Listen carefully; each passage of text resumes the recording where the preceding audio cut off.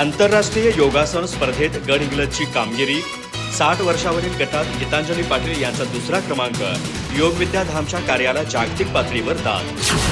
हाँगकाँग येथे योगासन स्पोर्ट फेडरेशनतर्फे आयोजित आंतरराष्ट्रीय योगासन स्पोर्ट चॅम्पियनशिपमध्ये गडहिंग्लज येथील योग विद्याधामच्या गीतांजली पाटील यांनी उल्लेखनीय कामगिरी करत 60 वर्षावरील गटात द्वितीय क्रमांक पटकावला. 9 व 10 मे रोजी पार पडलेल्या स्पर्धेत 10 देशांचा सहभाग होता. 5 गटामध्ये झालेल्या स्पर्धा हाँगकाँगमधील इंडियन क्लबमध्ये पार पडल्या. गडहिंग्लज येथे योग विद्याधाम ही संस्था गेल्या 36 वर्षापासून योगासन क्षेत्रात कार्यरत असून अनेक राष्ट्रीय आणि आंतरराष्ट्रीय स्पर्धांमध्ये येथील साधकांनी यश संपादन केले आहे.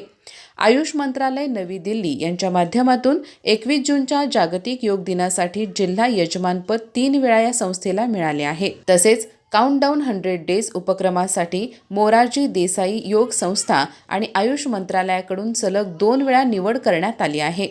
या यशामागे डॉक्टर संजय चौगुले आणि शालन पाटील यांचे मार्गदर्शन लाभले.